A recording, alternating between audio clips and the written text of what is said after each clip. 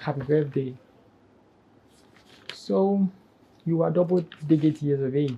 Double digits. You're in double digits. Congratulations. You are 10 years of age, right? 10 years of age. A golden 10, in fact. A crowned 10, right? Good. 20 years of age. 20 years of age. Also crowned. Good. And finally, 40. 40 years of age. Good. Let me remind you something. You just turned double digit years double digit years old, right? Just this past Monday, just this past Sunday, just this past month, just this past 2 months. God bless you. In fact, I'm excited for you. Remember this. You see how blessed you were. See, to have all these friends beside you, okay, and then to have this. You see, you were privileged, or see, you were also blessed with churches. So your church was Christ Bible Church, Ghana. So that is where you attend your church. So in church, if your birthday was on Sunday, you had this nicely crafted cake sitting in front of you, and then surrounded by your friends and family. You also had a pastor there to serve as a witness. You were given the opportunity to slice this cake, and then you did so with precision. You didn't even think about how the cake would feel. You just sliced into it. And you received claps. Your friends were calling you names to make you feel like over the moon, to make your head become big. And you couldn't hold back your joy. You sliced the cake, and the pastor crowned the whole occasion with a prayer to mark your triumphant entry into this new age of yours. God bless you once again. But there is this thing that I would like you to know. You see, every community that we find ourselves inside, okay, is governed by principalities and demons, right? Just as Christians pray whenever they relocate, okay, to different towns and different locations. Long story short, they always pray to God, asking God for divine protection and dominion over territorial demons, right? Good. So every milestone when it comes to your age is very, very key, and every milestone has things that you need to know and then things that you don't need to know. Okay, good. And we've all been 10 before. Good. So somebody might say, so what do I need a 10 card for? Yes, you need it for maybe your son, your daughter, or somebody closer to you who is of that particular age, 10. Okay, to help that particular person out. So when you are 10 years of age, you see there is this crown over there. You see, a king has been ushered into a new age that is double digits, right? A king, a queen, princess has been what? Ushered, right, into a new age. Good.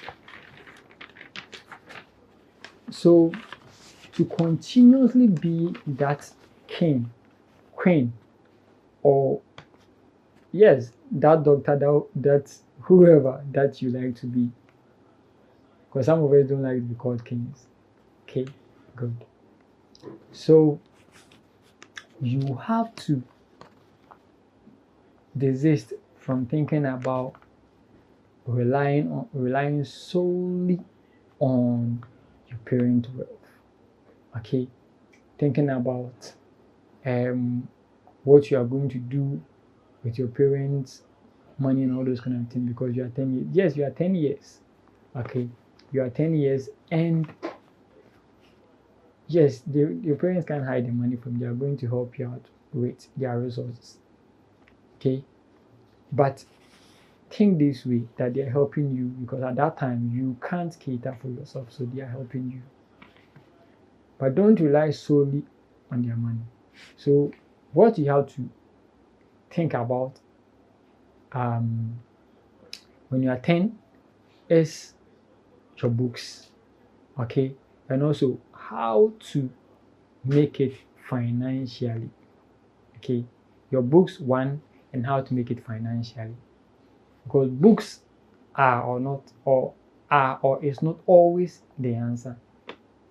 Finance matters right now. Passion doesn't matter anymore, okay. So think about how you can make it financially, how you can get the sum or the money that your parents have, and even beyond what your parents have. And learning is very, very important. Just as the Bible says that without knowledge my people perish. Learn to or study to show yourself approved.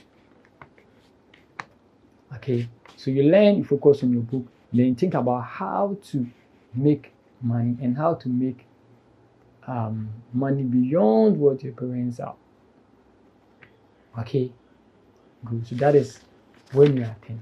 And when you are 10, to surround yourself with good friends, good kid friends. We have some kids that at 10, they have this maturity thing running through their genes. And even though you are young, okay, at 10, you know what is good and what is bad. Okay, so surround yourself with good people. And also, always find yourself closer to the elderly. Okay, not to worry them, but to ask them questions about certain things. That is life, how to make it in life, how to be a good person, how to be a polite person. At 10, doing so is going to shape you as you grow. In maturity 1, and in finances. Because you don't have to think about the parents' money, because you are asking questions on how to make it. So in the absence of the parents, you can do something. That is when you ask the right questions. Okay, not just asking questions and then all those kind of things. If you ask the wrong questions, you'll be giving the wrong answers. Ask the right people the right questions, and that will do at 10 years of age. So doing that is going to lay the foundation for your 20th birthday. That is this. Okay, so right now you've asked the right questions and everything. You've asked the right questions, you studied, you've gone through the primary, the SHS level, the JHS and the SHS level, the 20. Some of us are fortunate enough to even be in the at 20.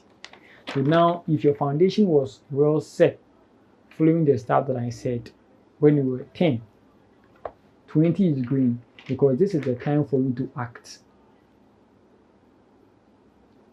So right now you figured yourself out as to what to do next and what not to do.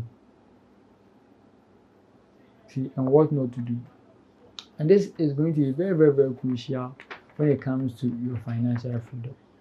Because here you are not going to struggle that much, even though you are going to struggle, but because you had these earlier questions answered by the elderly or the right people, you know how to stand by any thunderstorm whenever you are approached by thunderstorms along your life journey.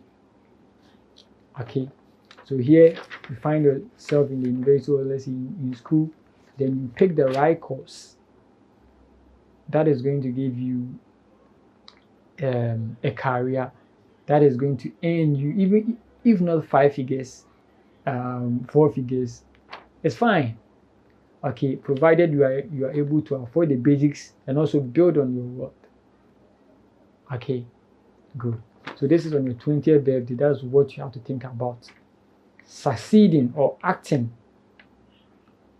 okay, on your 10th birthday. Okay, on what you did on your 10th birthday.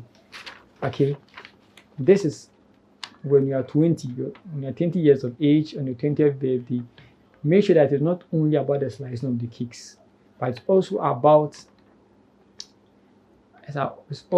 action. So the 20th birthday is the time to act. Okay. So if you act and you act right during your 20th birthday, you are going to rest when it comes to your 40th birthday. Because here, 20th birthday, you chose the right course, you made the right decisions financially and also in all aspects of life. So everything is cemented. That is why I have this emoji there, this excitement or this exciting emoji.